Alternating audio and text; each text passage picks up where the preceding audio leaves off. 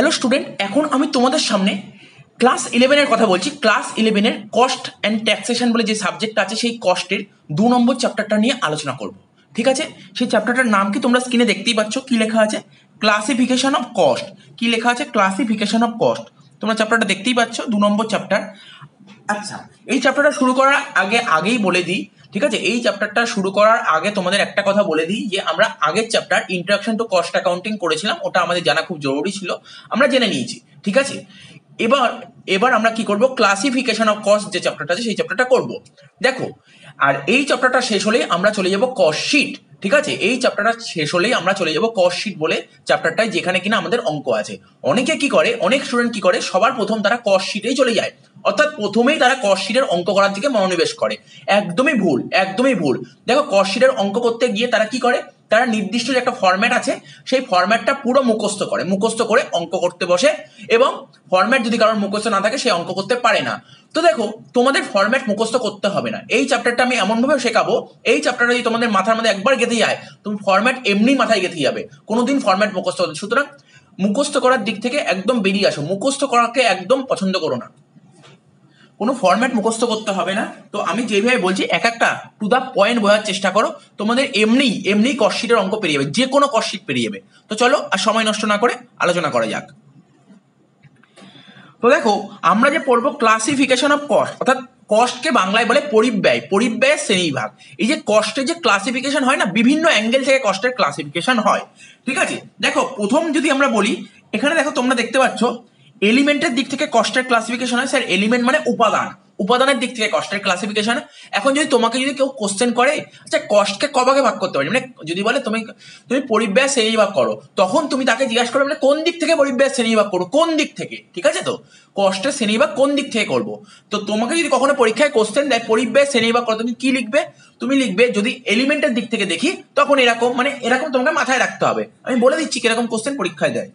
আচ্ছা, আর একটা কথা বলে দিচ্ছি, এই চ্যাপ্টার দিয়ে কোনো লং কোশ্চেন আসবে না, শুধু এসএকিউ আসবে 1 নম্বরের। ঠিক আছে, জাস্ট একটু নলেজ রাখলেই হবে। এই চ্যাপ্টারটা কেন করছি তাহলে, আমরা এর পরের চ্যাপ্টার কস্ট শিট, যে চ্যাপ্টারে আমাদের 8 নম্বরের অঙ্ক আসে, ওই চ্যাপ্টারটা ভালো করে জানার জন্য এই চ্যাপ্টারটা শেখা খুবই জরুরি। ম্যাক্সিমাম স্টুডেন্ট এই চ্যাপ্টারটা কতটা করে ঠিক জানি না, জাস্ট ওরা থিওরিটা পড়ে চলে যায়, কিন্তু ব্যাপারটা বুঝতে হবে, টু দা পয়েন্টে বুঝতে হবে, যাতে আমরা পরের চ্যাপ্টার ভালো করে করতে পারি। আর এটা তো কস্টের বেসিক, এটা যদি না জানি, আমরা গ্র্যাজুয়েশনে গিয়ে যে কস্ট করবো, অর্ধেক কস্টের চ্যাপ্টারই তো করতে পারবো না, বেসিক নলেজটা যদি আমাদের মধ্যে ক্লিয়ার না থাকে। তো যাই হোক, বললাম এলিমেন্টের দিক থেকে কস্টকে ভাগ করা যায়। আর কি আছে, রোল ইন প্রোডাকশন বা নেচারের দিক থেকেও কস্টের ক্লাসিফিকেশন করা যায়। তারপর কি দেখতে পাচ্ছ, sir on the basis of function. ঠিক আছে, আমরা রাইট সাইড দিয়ে আসছি, on the basis of function, right থেকে লেফটে যাবো, ফাংশনের দিক থেকে কস্টের ক্লাসিফিকেশন হয়। তারপর বলছে কি কোয়ান্টিটি অফ প্রোডাকশন বা বলতে পারো বিহেভিয়ারের দিক থেকে কস্টের ক্লাসিফিকেশন হয়। টাইমের দিক থেকে কস্টের ক্লাসিফিকেশন হয়। কন্ট্রোলের দিক থেকে কস্টের ক্লাসিফিকেশন হয়। নেচারের দিক থেকে কস্টের ক্লাসিফিকেশন হয়। ডিসিশন মেকিং এর দিক থেকে কস্টের ক্লাসিফিকেশন হয়। তো মানে কি বললাম, এলিমেন্ট মানে উপাদানের দিক থেকে কস্টের ক্লাসিফিকেশন হয়। তারপরে হচ্ছে রোল ইন প্রোডাকশন। দেখো, রোল মানে ভূমিকা, প্রোডাকশন মানে উৎপাদন, মানে উৎপাদনের ভূমিকা। ঠিক আছে, উৎপাদনের ভূমিকার দিক থেকে কস্টের ক্লাসিফিকেশন হয়। তারপর ফাংশন মানে কাজের দিক থেকে কস্টের ক্লাসিফিকেশন হয়। তারপর হচ্ছে বিহেভিয়ার বা কোয়ান্টিটি অফ প্রোডাকশন মানে উৎপাদনের পরিমাণের দিক থেকেও কস্টের ক্লাসিফিকেশন হয়। টাইম মানে তো জানোই, সময়ের দিক থেকে কস্টের ক্লাসিফিকেশন হয়। কন্ট্রোল মানে নিয়ন্ত্রণের দিক থেকে কস্টের ক্লাসিফিকেশন হয়। নেচার মানে প্রকৃতির দিক থেকে কস্টের ক্লাসিফিকেশন হয়। আর ডিসিশন মেকিং মানে সিদ্ধান্ত গ্রহণের দিক থেকে কস্টের ক্লাসিফিকেশন হয়। তার মানে বুঝতে পারলে কত দিক থেকে কস্টের ক্লাসিফিকেশন হয়, 1 2 3 4 5 6 7, মানে 7টা দিক থেকে আমরা কস্টের ক্লাসিফিকেশন করতে পারি। তো যাই হোক, এইবার আমরা সময় নষ্ট করবো না, প্রথম পয়েন্টে আলোচনা করা যাক। প্রথম পয়েন্ট কি বলেছিলাম, এলিমেন্ট। স্যার আপনি বলেছেন এলিমেন্টের দিক থেকে কস্টের ক্লাসিফিকেশন। দেখো, আমাকে যদি কেউ জিজ্ঞাসা করে কস্টের ক্লাসিফিকেশন করো, ঠিক আছে, তখন তুমি কস্টের ক্লাসিফিকেশন করো, তোমাকে তো 1 নম্বরে তো এত কিছু দেবে না, তখন তুমি বলবে এলিমেন্টের দিক থেকে কস্টকে এই ভাগে ভাগ করা যায়। কি বললাম বুঝতে পারছো তো? তো এলিমেন্ট মানে উপাদান। দেখো, আমি সুন্দর করে ডায়াগ্রাম করে দিয়েছি, দেখো ডায়াগ্রাম করে করেছি যাতে মনে রাখতে সুবিধা হয়। এলিমেন্ট মানে উপাদানের দিক থেকে আমরা কস্টকে 3 ভাগে ভাগ করতে পারি। কি বললাম, উপাদানের দিক থেকে আমরা কস্টকে 3 ভাগে ভাগ করতে পারি। এক তো তোমাদের ম্যাটেরিয়াল। স্যার ম্যাটেরিয়াল মানে, আমরা আগের চ্যাপ্টারে বলেছিলাম ম্যাটেরিয়াল মানে আমাদের কাঁচামাল, বলবো ম্যাটেরিয়াল জিনিসটা কি বলবো। তারপর 2 নম্বর উপাদান কি, কস্টের 2 নম্বর উপাদান হচ্ছে লেবার মানে আমরা জানি, ঠিক আছে, লেবার মানে আমরা জানি মজুরির ব্যয়। ঠিক আছে, তো বাংলাগুলো শুনতে একটু কেমন লাগবে। আচ্ছা, তারপর যে আদার্স, অন্যান্য। এইবার দেখো এখন আমি তোমাদের বলি ম্যাটেরিয়াল জিনিসটা কি। দেখো সাপোজ ধরো এটা কি দেখতে পাচ্ছ স্যার, এটা হচ্ছে একটা পেন।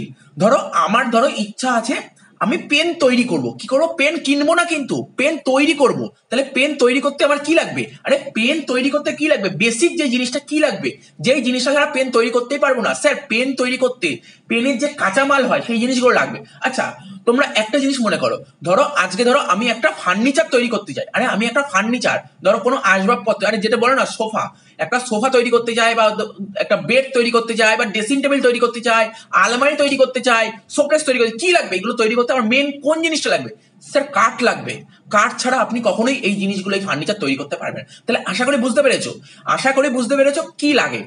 মানে কোনো একটা প্রোডাক্ট তৈরি করতে গেলে সবার প্রথমে যেই জিনিসটা লাগবে সেটা হচ্ছে র ম্যাটেরিয়াল, মানে কাঁচামাল। তো বুঝতে পারলে র ম্যাটেরিয়াল জিনিসটা কি, র ম্যাটেরিয়াল আর ম্যাটেরিয়াল একই জিনিস। লেবার, লেবার তার মানে আমি কোনো প্রোডাক্ট তৈরি করতে গেলে সবার ফার্স্ট যেটা লাগে সেটা হচ্ছে আমার কাঁচামাল। যেমন ফার্নিচার তৈরি করতে গেলে সবার প্রথম আমার লাগবে টিম্বার, মানে কাঠ, কাঠ লাগে। তো আশা করি বুঝতে পেরেছো। তারপর আরে আমি ফার্নিচার তৈরি করবো, কাঠ চলে এসছে, আরে কাঠ চলে এসছে, ফার্নিচার তৈরি হয়ে যাবে না স্যার। ফার্নিচার তৈরি করে কে, ফার্নিচার কার্পেন্টার তৈরি করে, তো কার্পেন্টারকে তো আমার নিয়ে আসতে হবে, কার্পেন্টার ছাড়া তো কখনোই ফার্নিচার তৈরি হবে না। তার মানে কি বুঝতে পারলে, স্যার তার মানে কষ্টের সেকেন্ড উপাদান হল লেবার, অর্থাৎ এই ফার্নিচারটা যে তৈরি করবে, বুঝতে পারছো তো, ফার্নিচার যে তৈরি করবে তাকে লেবার বলে। আচ্ছা 3 নম্বর, তোমাদের কি মনে হয় এই ধরো আমার কাঁচামালও চলে আসলো, অর্থাৎ টিম্বারও চলে আসলো, মানে কাঠও চলে আসলো, লেবারও চলে আসলো ফার্নিচার তৈরি করার জন্য, তাহলে কি আমার হয়ে যাবে, তাহলে কি আমার ফার্নিচার তৈরি হয়ে যাবে। দেখো কিছু জিনিস ভাবার চেষ্টা করো, এই দুটো জিনিস হলেই কখনো ফার্নিচার তৈরি হয় না। আচ্ছা ফার্নিচার কোথায় তৈরি হয়, স্যার কারখানায় তৈরি হয়, কারখানায় তৈরি। আচ্ছা কারখানার ভাড়া লাগবে না, কারখানার ভাড়া লাগবে না, এটা মাথায় আসছে কখনো। আচ্ছা যেই কারখানায় ধরো ফার্নিচার তৈরি হচ্ছে, আচ্ছা সেখানে লাইট জ্বলে না, লাইট ফ্যান জ্বলে না, হ্যাঁ স্যার জ্বলে, তাহলে ওর ইলেকট্রিক বিল আসবে না। আচ্ছা আচ্ছা যেখানে ধরো ফার্নিচার তৈরি হচ্ছে ওখানে কিছু নিশ্চয়ই ওর কিছু ধরো ছোটখাটো যন্ত্রপাতি, টুলস টুলস ছোটখাটো যন্ত্রপাতি থাকে। আচ্ছা সেই ছোটখাটো যন্ত্রপাতি কিনতে টাকা পয়সা লাগে না, খরচ হয় না, না স্যার ওটাও একটা খরচ। আচ্ছা পেরেক লাগে না, আরে পেরেক লাগে না, এরকম অনেক ধরনের খরচ হয়। কতগুলো খরচের নাম বলো, কত খরচের নাম বলবো, এরকম বিভিন্ন খরচ হয়। ঠিক আছে আমি বেশি নাম বললাম না, কারণ এই খরচগুলি আমি আবার বলবো। তার মানে তোমরা বুঝতে পারলে কি, যে কোনো প্রোডাক্ট তৈরি করতে গেলে তার এলিমেন্ট 3টে হয়, বা বলতে পারি কস্টের এলিমেন্ট 3টে, একটা ম্যাটেরিয়াল, একটা লেবার আর একটা ওভারহেড। বুঝতে পেরেছো। এবার যদি আমরা ম্যাটেরিয়ালের কথা বলি, ম্যাটেরিয়ালকে আমরা এবার দুভাগে ভাগ করতে পারি। স্যার দুভাগে, হ্যাঁ দুভাগে, একটা ডাইরেক্ট একটা ইনডাইরেক্ট। স্যার এটা কিরকম, ডাইরেক্ট ইনডাইরেক্ট বোঝাচ্ছি বোঝাচ্ছি দেখো এখানে দেখো তোমাদের বোঝার জন্য আমি ইংলিশে লিখে রেখেছি, বই তো তোমাদের বাংলায় পেয়েই যাবে। ডাইরেক্ট ম্যাটেরিয়ালকে বাংলায় বলে প্রত্যক্ষ কাঁচামাল। দেখো কি লেখা আছে তারপর আমি বলে দিচ্ছি। বলছে those material that become an integral part of the product and that can be easily and conveniently trace or identify with product। তার মানে কি বলছে, ডাইরেক্ট ম্যাটেরিয়াল জিনিসটা কি, মানে প্রত্যক্ষ কাঁচামাল জিনিসটা কি, বলছে যে প্রত্যক্ষ কাঁচামাল বলতে পারো ডাইরেক্ট ম্যাটেরিয়াল বলতে সেই সমস্ত ম্যাটেরিয়ালকে বোঝায়, ঠিক আছে, যেটা কিনা কোনো একটা প্রোডাক্টের মেন পার্ট, ওই প্রোডাক্টটা দেখেই আমরা বুঝতে পারবো, প্রোডাক্টটা দেখে। আরে মনে করো না ঘরে একটা ফার্নিচার আছে, আরে ড্রেসিং টেবিল তৈরি, ড্রেসিং টেবিল আছে, তো ড্রেসিং টেবিলের কোন জিনিসটা দেখে বুঝতে পারবো, ঠিক আছে, ড্রেসিং টেবিলে কি দেখতে পারবো, তোমরা চোখের সামনে কি দেখতে পারবে, মেন পার্ট কোনটা, স্যার মেন পার্ট তো কাঠ, মেন পার্ট তো কাঠ, টিম্বার, তাহলে ওটাই হচ্ছে ডাইরেক্ট ম্যাটেরিয়াল, ওটাই হচ্ছে ডাইরেক্ট ম্যাটেরিয়াল। যদি আমি বলি আমার ধরো একটা খাতা আছে, ঠিক আছে, আমার ধরো একটা খাতা আছে, তো খাতায় খাতায় যে মেন ম্যাটেরিয়াল কি, মেন ডাইরেক্ট ম্যাটেরিয়াল, তোমাকে যদি বলি কি, স্যার খাতায় মেন ডাইরেক্ট ম্যাটেরিয়াল তোমার স্যার কাগজ, প্রতিটা পেজ, এটাই তো আমাদের ডাইরেক্ট ম্যাটেরিয়াল। ঠিক তো বোঝাচ্ছে, তার কি বললাম, ডাইরেক্ট ম্যাটেরিয়াল বলতে সেই সমস্ত ম্যাটেরিয়ালকে বোঝায় যেইগুলো কিনা কোনো প্রোডাক্টের মেন পার্ট, ইন্টিগ্রাল মানে main part, and that can be easily and conveniently traced or identified with the product, এবং যেটা কিনা আমরা খুব ইজিলি, খুব সহজভাবে আইডেন্টিফাই করতে পারবো, সহজভাবে আইডেন্টিফাই করতে পারবো। তোমরা যদি তোমাদের বই থাকে সামনে, বইটা খোলো, বইটা খোলো, বইটা দেখো, বইয়ের মধ্যে আমি যদি বলি বইয়ের ডাইরেক্ট ম্যাটেরিয়াল কোনটা, স্যার বইয়ের প্রতিটা পেজ এটা ডাইরেক্ট ম্যাটেরিয়াল, বুঝতে পারলে তো, অর্থাৎ তোমরা ইজিলি দেখতে পারবে বইয়ের পেজ, তাহলে বুঝতে পারছো ডাইরেক্ট ম্যাটেরিয়াল। আমি আরো উদাহরণ দিচ্ছি, কয়েকটা উদাহরণ দিলাম, এক একটা করে উদাহরণ দিচ্ছি, মন দিয়ে শোনো। হ্যাঁ স্যার বলুন, ফার্নিচার তৈরি করতে কি লাগে, স্যার টিম্বার লাগে, কাঠ লাগে, কাঠ হচ্ছে আমাদের ডাইরেক্ট ম্যাটেরিয়াল, ঠিক আছে তো। স্যার আর কিছু উদাহরণ দিন, এইমাত্র বললাম বই তৈরি করতে, বই তৈরি করতে কি লাগে, স্যার কাগজ লাগে, বই তৈরি করতে কাগজ লাগে, তো বই তৈরি করতে কাগজ লাগে, এটাও তো আমার ডাইরেক্ট ম্যাটেরিয়াল। আচ্ছা, তারপর দেখো ছাতা, তোমরা ছাতা দেখেছো? ছাতা, আম্বেলা, আম্বেলা তৈরি করতে কি লাগে স্যার? আম্বেলা তৈরি করতে উপরে যে থাকে ওই দেখুন কাপড়টা থাকে, কাপড়টা তো লাগবে। আর আমরা দেখেছি ওই যে সিক টাইপের থাকে না, বিভিন্ন কি চারদিকে ছড়িয়ে থাকে, ওটাও লাগে।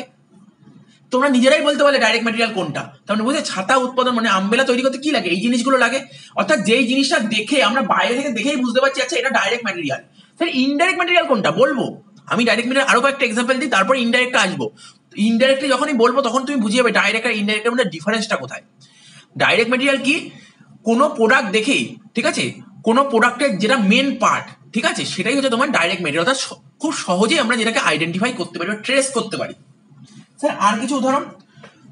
তোমরা তো দেখেছো জুতো, আরে আমরা তো জুতো পরি, জুতো উৎপাদন করতে কি লাগে, জুতো তৈরি করতে কি লাগে? চামড়া। তার মানে বুঝতে পারছো চামড়া এটা হচ্ছে ডাইরেক্ট ম্যাটেরিয়াল। তারপর রবার, এটাও ডাইরেক্ট ম্যাটেরিয়াল। মেশিন, মেশিন তৈরি করতে কি লাগে স্যার? লোহা লাগে, আরে লোহা লাগে, লোহা ডাইরেক্ট ম্যাটেরিয়াল। তারপর সন্দেশ, আরে মিষ্টির দোকানে কি তোমরা সন্দেশ খাও? তো কি মনে হয় সন্দেশ তৈরি করতে মানে সন্দেশটা, সন্দেশ তৈরি করতে কি দিয়ে সন্দেশ তৈরি করে স্যার? দুধ, ঠিক আছে, দুধ লাগে, চিনি লাগে, এইগুলো হচ্ছে তোমার ডাইরেক্ট ম্যাটেরিয়াল। তাহলে বুঝতে পারলে ডাইরেক্ট ম্যাটেরিয়াল। স্যার তাহলে ইনডাইরেক্ট ম্যাটেরিয়াল কিছু বলছি, ইনডাইরেক্ট ম্যাটেরিয়াল জিনিসটা কি? দেখো তোমাদের বোঝার জন্য লিখে রেখেছি ইনডাইরেক্ট ম্যাটেরিয়াল কি। ইনডাইরেক্ট ম্যাটেরিয়াল বলতে তোমরা সেই সমস্ত ম্যাটেরিয়ালকে বুঝবে। আচ্ছা লিখে দিয়ে বলে দিই কি লেখা আছে।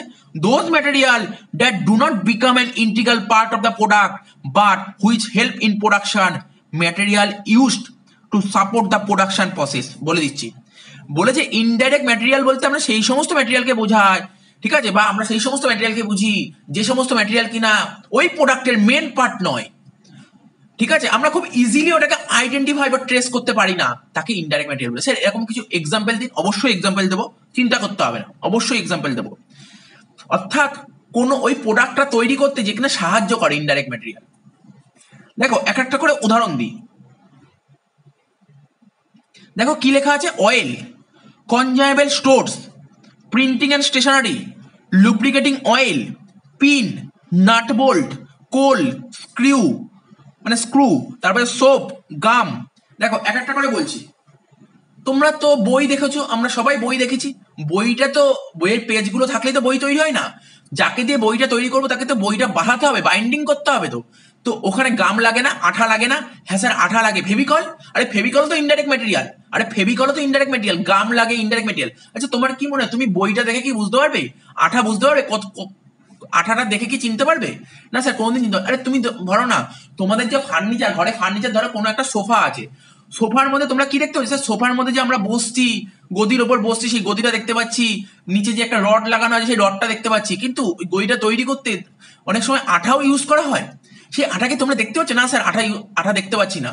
আচ্ছা কি মনে হয় কোনো কোম্পানি ওকে একটাই গদি তৈরি করবে? না স্যার একটা গদি তৈরি করবে, ও অনেক অনেক অনেক গদি তৈরি করবে। তা ও যে ফেভিকলের যে আঠাটা কিনবে ও কি একটা গদির জন্য কিনবে?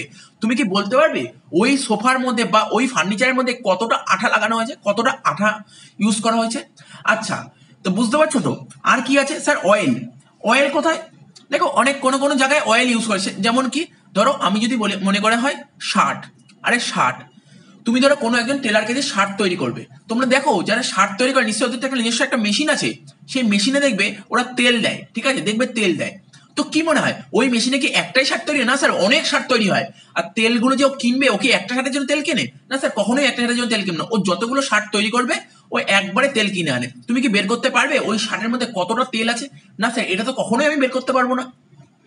আচ্ছা কনজামেবল স্টোরস তো ওই অনেকটা একই টাইপের। দেখবে যখনই কোনো শার্ট তৈরি করে, কোনো টেলাররা শার্ট তৈরি করবে, দেখবে ওদের যে মেশিনটা আছে না, মেশিনটা ওরা কিন্তু খুব ভালো করে পরিষ্কার করে নেয়। একটা ছোট্ট একটা কাপড় নেয়, ঠিক আছে, ছোট্ট একটা কাপড় নিয়ে ভালো করে পরিষ্কার করে। তারপর দেখবে যাতে কোনো মতে যখন মেশিন চালাচ্ছে, মেশিন চালাতে গিয়ে মেশিনের জন্য কোনো লুজ না হয়ে যায়, এই জিনিসগুলো ওরা দেখার চেষ্টা করে। বা সুতো, যে সুতোটা ওই পিনের মধ্যে সুতো ঢোকায়, তো ওখানে দেখবে ওখানে ওখানে তেল দেয়। এই জিনিসগুলি হচ্ছে কনজামেবল স্টোরস। এই জিনিসগুলো কিন্তু একটা প্রোডাক্টের জন্য হয় না। বা আমি যখন শার্টটা তৈরি হয়ে যখন শার্টটা আসে না, শার্টের মধ্যে কিন্তু আমরা ওই জিনিসটা খুঁজে পাই না। তো তোমরা দেখবে শার্টের মধ্যে কিন্তু তুমি তেল খুঁজে পাবে না। স্যার কি বলছেন, তেল কখনো খুঁজেই পাবো না। তো এই জিনিসগুলো, এইগুলোও তো আমাদের খরচ। প্রিন্টিং অ্যান্ড স্টেশনারি, ঠিক আছে, ধরো লুব্রিকেটিং অয়েল, কিছু অয়েল লাগে, পিন, নাট বোল্ট, ঠিক আছে, নাট বোল্ট মানে ধরো তারপর যদি ছোট ছোট স্ক্রু লাগে। দেখবে তুমি যেখানে যেন ফার্নিচার তৈরি করা হয় দেখবে অনেক সময় দেখবে স্ক্রু লাগে, তো স্ক্রু গুলো দিচ্ছে।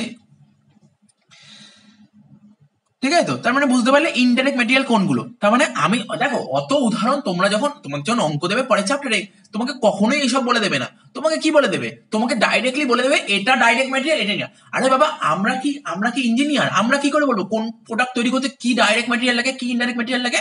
আরে কোম্পানিতে আমাকে বলে দেবে, আমি যদি কোম্পানির কস্ট অ্যাকাউন্টেন্ট হয়, আমাকে বলে দেবে যে না এটা ডাইরেক্ট মেটেরিয়াল, এটা ইনডাইরেক্ট মেটেরিয়াল। তোমাদের কোনো ট্রেস নিতে হবে না, ঠিক আছে? কোনো স্ট্রেস নিতে হবে না, তোমাদের কোনো রকমের স্ট্রেস নিতে হবে না, ঠিক আছে? কোনো টেনশনের কোনো ব্যাপারই নেই।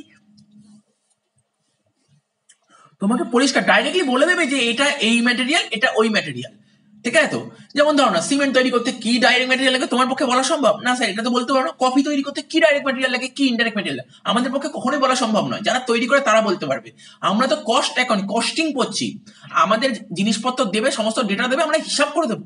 আমাদের কাজ তো এটাই। তো জাস্ট তোমাদের কাজকে কয়েকটা উদাহরণ পড়ে রাখা, ব্যাস।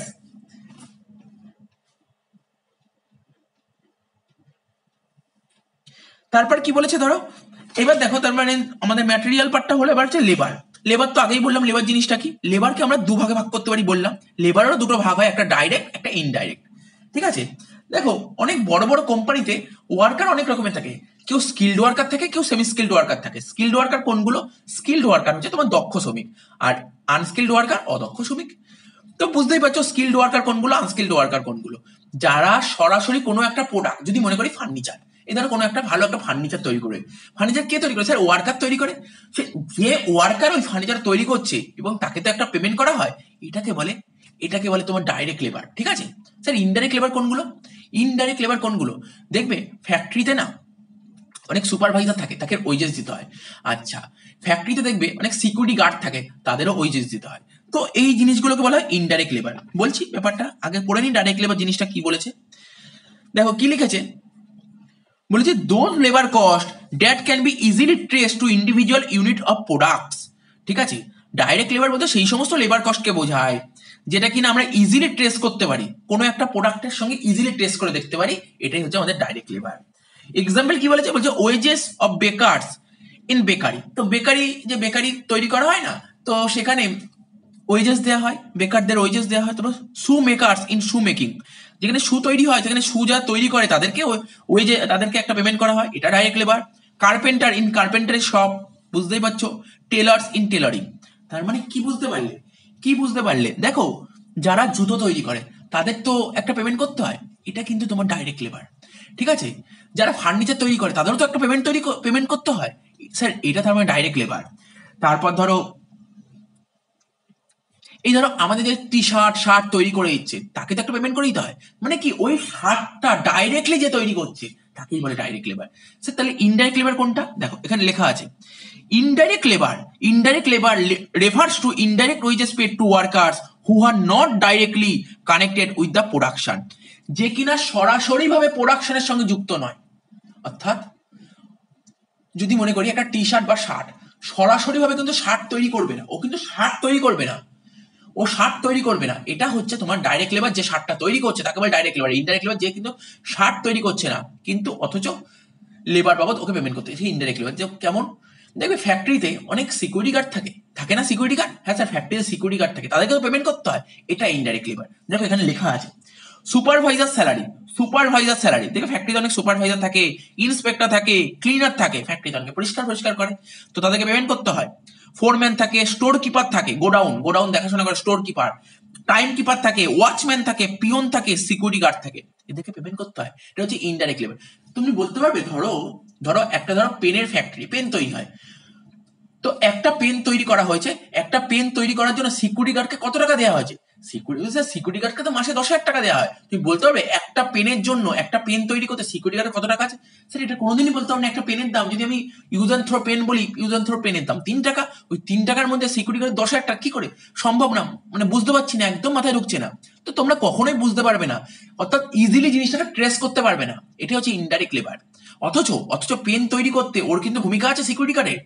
সিকিউরিটি গার্ডের অবশ্যই ভূমিকা আছে, পিয়নের ভূমিকা আছে, ফোরম্যানের ভূমিকা আছে, সুপারভাইজারের ভূমিকা, সবার ভূমিকা আছে, এদেরকে অস্বীকার করা যায় না।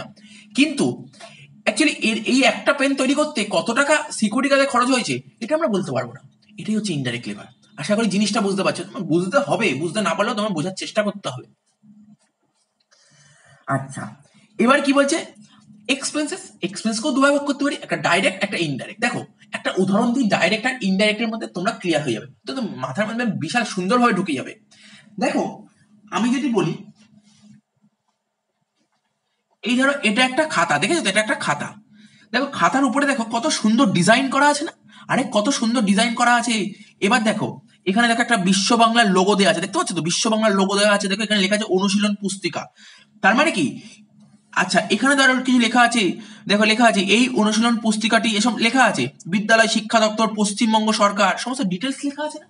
আরে এটা একটা ডিজাইন করা আছে, আরে এটা একটা ডিজাইন করা আছে, এই ডিজাইনের জন্য খরচ হয়, এইটাই হচ্ছে আমাদের ডাইরেক্ট এক্সপেন্সেস। আর ফার্নিচার যে তৈরি হয় না, আরে বড় বড় ফার্নিচার তৈরি হয়, একটা ডিজাইন হয়, একটা সুন্দর ডিজাইন হয়, ডিজাইনের একটা খরচ থাকে, এটাকে বলে যে তার ডিজাইনের যে খরচ, সেটা হচ্ছে ডাইরেক্ট এক্সপেন্সেস। আচ্ছা স্যার আর কি খরচ, আর কি খরচ, আরো অনেক খরচ আছে। দেখো শার্ট যে তৈরি হয়, শার্টের কিন্তু ডিজাইন হয়, বিভিন্ন রকমের ডিজাইন হয়, এই ডিজাইন বাবদ যে খরচটা হয় তাকে কিন্তু তোমাদের ডাইরেক্ট এক্সপেন্সেস বলে। তো আশা করি বুঝতে পেরেছো ডাইরেক্ট জিনিসটা কি। খুব কম দেখা যায়, জেনারেলি খুব একটা দেখা যায় না, তবে তোমরা যখন কস্ট শিটের অঙ্ক করবে খুব একটা জেনারেলি দেখতে পারবে না, ও ডাইরেক্ট ওরা কি বলবে, ডাইরেক্ট এক্সপেন্সেস বলে দেবে, ওইভাবে বলবে না। আচ্ছা এবার তোমাদের পড়ে দিই কি বলেছে, কি বলেছে, direct expenses refers to those direct expenses other than direct materials and direct labor which are incurred on a specific cost unit। ঠিক আছে, বুঝতে পেরেছো? It can be easily and confidently identify with the product, product সরাসরি তুমি চিনতে পারবে। উদাহরণ দিয়েছে royalty on production, hire charges of plant. Suppose ধরো একটা ফার্নিচার তৈরি করা হচ্ছে, ঠিক আছে, এই ফার্নিচার তৈরি করতে ওই ফ্যাক্টরিতে ধরো পার্টিকুলার ওই প্ল্যানটা নেই, ওই প্ল্যান বা ওই মেশিনটা নেই, তা কি করবে, একটা মেশিন ওই ফার্নিচারগুলো তৈরি করার জন্য মেশিন ভাড়া করে নিয়ে আসছে। তাহলে কিসের জন্য স্যার, ওই ফার্নিচার তৈরি করার জন্য মেশিন ভাড়া করে নিয়ে আসছে, তো এটা পার্টিকুলার ওই প্রোডাক্টের জন্যই তো নিয়ে আসছে, তাই না? তো আশা করি বুঝতে পেরেছো, এটা তো ডাইরেক্ট এক্সপেন্সেস। তো কস্ট অফ ডিজাইন যেটা বারবার বললাম। ইনডাইরেক্ট এক্সপেন্সেস, দেখো ইনডাইরেক্ট এক্সপেন্স বলতে কোনটাকে বোঝায়, indirect expenses are those expenses which are not charge directly to a product. তার মানে একটা জিনিস বুঝতে পারছি, ডাইরেক্ট কোনটা, যেইগুলো আমরা ডাইরেক্টলি আমরা আইডেন্টিফাই করতে পারবো বা বলতে পারবো, মানে কোনো প্রোডাক্টের ইন্টিগ্রাল পার্ট, মেন পার্ট, আর ডাইরেক্টলি যেগুলোকে আমরা ট্রেস করতে পারবো, ঠিক আছে, তো সেটাই হচ্ছে ডাইরেক্ট এক্সপেন্স। ইনডাইরেক্ট কোনটা, যেগুলো সরাসরি ট্রেস করতে পারবো না, সেটাই হচ্ছে ইনডাইরেক্ট। যেমন কি বলেছে, কিছুক্ষণ আগেই বলছিলাম, ধরো কোনো একটা প্রোডাক্ট তৈরি করবো, কোথায় তৈরি করবো স্যার, ফ্যাক্টরি তৈরি করবো। আরে ফ্যাক্টরি তৈরি করতে গেলে ফ্যাক্টরির ভাড়া আছে না, রেন্ট আছে না, হ্যাঁ স্যার ফ্যাক্টরির ভাড়া আছে। আচ্ছা বলতে পারবে একটা পেন তৈরি করতে ধরো ফ্যাক্টরির ভাড়া ধরো মাসে নেয়, মাসে ধরো 30,000 টাকা করে ফ্যাক্টরির ভাড়া নেয়, ঠিক আছে, মাসের ফ্যাক্টরির ভাড়া নেয় 30,000 টাকা করে। আর একটা পেন ধরো একটা পেন তৈরি করতে আমার খরচ হয় 3 টাকা, তো বলতে পারবে ওই 3 টাকার মধ্যে ফ্যাক্টরির ভাড়া কত, স্যার এটা কোনো দিন বলতে পারবো না, ওই 3 টাকার মধ্যে ফ্যাক্টরির ভাড়া কত, এইটাই তুমি বুঝতেই পারছো না, এটাই হচ্ছে তোমার indirect material, sorry indirect expenses. আর কি ইন্স্যুরেন্স, একটা ফ্যাক্টরিতে না ফ্যাক্টরি ইন্স্যুরেন্স করা হয়, ঠিক আছে, ফ্যাক্টরিতে আগুন টাগুন না লেগে যায় তার জন্য ইন্স্যুরেন্স করা হয়। তোমরা বলতে পারবে ওই একটা পেনের মধ্যে ইন্স্যুরেন্স বাবদ কত টাকা খরচ আছে, না স্যার বলতে পারবো না। ডেপ্রিসিয়েশন, মানে ফ্যাক্টরিতে যে মেশিন থাকে তার উপর ডেপ্রিসিয়েশন করা হয়, তো ফ্যাক্টরিতে যত পেন তৈরি করা হবে তার তো ডেপ্রিসিয়েশন, টোটালের ডেপ্রিসিয়েশন হয়, ঠিক আছে, তো মেশিনের ডেপ্রিসিয়েশন হচ্ছে। তুমি কি বলতে পারবে পার্টিকুলার একটা পেন তৈরি করতে ডেপ্রিসিয়েশন কত খরচ হচ্ছে, না স্যার বলতে পারবো না। তো এরকমই উদাহরণ দিয়েছে, আরো পাওয়ার দিয়েছে, ইলেকট্রিসিটি দিয়েছে, ইলেকট্রিসিটি বলে দিই লাইট পয়েন্ট, পুরো ফ্যাক্টরি ধরো এই মাসে ধরো লাইটের বিল এসছে ধরো 15,000 টাকা, তো তোমার পক্ষে কি বলা সম্ভব একটা পেন তৈরি করতে তোমাদের লাইটের বিল কত আছে 15 টাকা, মানে একটা পেন তৈরি করতে তোমার 3 টাকা, ধরো একটা পেন, মন দিয়ে শোনো, একটা পেন তৈরি করলাম, তৈরি করতে মার্কেটে বেচবো, যাই হোক একটা পেন তৈরি করতে আমার জানতে হবে একটা পেন তৈরি করতে কত টাকা খরচ হয়েছে, তো এই পেনের মধ্যে ইলেকট্রিক বিলের কত টাকা আমরা কি সরাসরি ভাবে চিহ্নিত করতে পারবো, আইডেন্টিফাই করতে পারবো, না স্যার এটা করতে পারবো না। তো এইগুলোই হচ্ছে আমাদের ইনডাইরেক্ট এক্সপেন্সেস। তো বোঝা গেল, তার মানে আমরা কি বললাম, এখনো পর্যন্ত আমরা এলিমেন্টের দিক থেকে পড়লাম। আচ্ছা একটা উদাহরণ বলিনি, একটা বলে দিই, এটা শুনে নাও, মন দিয়ে শোনো, এই তোমার ইনডাইরেক্ট ম্যাটেরিয়ালেরই একটা উদাহরণ দিচ্ছি। আচ্ছা কি বলছে, ধরো জুতো তৈরি করতে, কিন্তু শুধু কি চামড়া দিয়ে জুতো তৈরি হয় না স্যার, আরো কিছু লাগে, সুতো লাগে, সুতো লাগে না, সেলাই করতে জুতো সেলাই করতে সুতো লাগে না, তারপর আঠা লাগে না, কালি লাগে না, হ্যাঁ স্যার এইগুলো লাগে। কিন্তু তুমি কি বুঝতে পারবে ওই এক জোড়া জুতোর মধ্যে, ওই জুতোটার মধ্যে কতটা সুতো লেগেছে, কতটা কালি লেগেছে, কতটা আঠা লেগেছে, না স্যার এটা তো বের করতে পারবো না, এটা তো বলতে পারবো না, এইটাই হচ্ছে ইনডাইরেক্ট ম্যাটেরিয়াল। আচ্ছা এবার নর্মাল দিয়েছে, এটা সোজাই দিয়েছে, খুব একটা কঠিন দেয়নি। দেখো কি লেখা আছে এরপরে, on the basis of nature, ঠিক আছে, on the basis of nature. নেচারের দিক থেকে আমরা কস্টকে দুভাবে ভাগ করতে পারি, একটা ডাইরেক্ট কস্ট, একটা ইনডাইরেক্ট কস্ট। ডাইরেক্ট কস্ট কি লেখা আছে, একদম ইজি, আরে কিছুক্ষণ আগেই বললাম, এই মাত্র বললাম ডাইরেক্ট, যে এইগুলো কি আমরা ডাইরেক্টলি তোমরা আইডেন্টিফাই করতে পারি, ট্রেস করতে পারি। বলেছে কি, direct cost means the cost which can be easily and কনভিনিয়েন্টলি identify with the product. প্রোডাক্টটা দেখে সরাসরি আমরা চিহ্নিত করতে পারি, এটাই হচ্ছে ডাইরেক্ট খরচ। যেমন কস্ট অফ র ম্যাটেরিয়াল, দেখো আমি এক্সাম্পল দিচ্ছি, সবচেয়ে ভালো এক্সাম্পল, শাড়ি তৈরি করতে কি লাগে, সে শাড়ি তৈরি করতে সুতো লাগে, ঠিক আছে, এই সুতোই হচ্ছে তোমার ডাইরেক্ট কস্ট। আচ্ছা, তারপর কি বলেছে, indirect cost. Indirect cost means the cost which can not B easily and কনভিনিয়েন্টলি identify with the product, ঠিক আছে, তো ইজিলি তুমি আইডেন্টিফাই করতে পারবে না, এটাই হচ্ছে ইনডাইরেক্ট কস্ট। উদাহরণ, cost of consumable stores, wages of foreman, factory rent, office expenses, salesman commission. নতুন করে বলার কিছু নেই, এইমাত্র বললাম। দেখো আমি একটা এক্সাম্পল দিই, তোমাদের বইয়ে এই এক্সাম্পলটা দিয়েছে, যেমন শাড়ি তৈরি করতে আমাদের সুতো ব্যবহার করা, সুতো কি ডাইরেক্ট ম্যাটেরিয়াল, ঠিক আছে, সুতো হচ্ছে আমাদের ডাইরেক্ট ম্যাটেরিয়াল। কিন্তু ওই সুতো যাতে পোকায় না কাটে, ঠিক আছে, পোকায় যাতে না কাটে তার জন্য কিছু কীটনাশক ঔষধ, মেডিসিন ব্যবহার করা হয়, কিছু কীটনাশক ব্যবহার করা হয়, ঠিক আছে, যেটা যে কীটনাশক কিন্তু তোমার পণ্য তৈরি করতে লাগে না, ঠিক আছে, তো শাড়ি তৈরি করতে কিন্তু কীটনাশক লাগে না। কেন কীটনাশক ইউজ করা হয়, যাতে সুতোটা নষ্ট না হয়। এটা হচ্ছে আমাদের এক ধরনের ইনডাইরেক্ট কস্ট। তো আশা করি এটা এমন কিছু বড় নয়, একদমই ছোট ছিল, নেচারের দিক থেকে বলে দিলাম। এবার বলছে on the basis of function. দেখো এইগুলো তোমাদের পরীক্ষায় কিচ্ছু আসবে না, জাস্ট তোমাদের পয়েন্টের নামগুলো মনে রাখতে, আমি জাস্ট বোঝাচ্ছি, জিনিসগুলো বুঝে রাখো। On the basis of function, ফাংশনের দিক থেকে কস্টকে আমরা তিন ভাগে ভাগ করতে পারি, একটা প্রোডাকশন অ্যান্ড ফ্যাক্টরি কস্ট, একটা অফিস অ্যান্ড অ্যাডমিনিস্ট্রেটিভ কস্ট, আর একটা সেলিং অ্যান্ড ডিস্ট্রিবিউশন কস্ট। দেখো অফিস অ্যান্ড অ্যাডমিনিস্ট্রেটিভ কস্ট কি বলেছে, কয়েকটা উদাহরণ দেওয়া আছে, উদাহরণগুলোকে দেখে না, তারপর বলেছে স্যালারি অফ অফিস স্টাফ, ঠিক আছে, office rent, depreciation of office building, postage, telegram, director ফিস,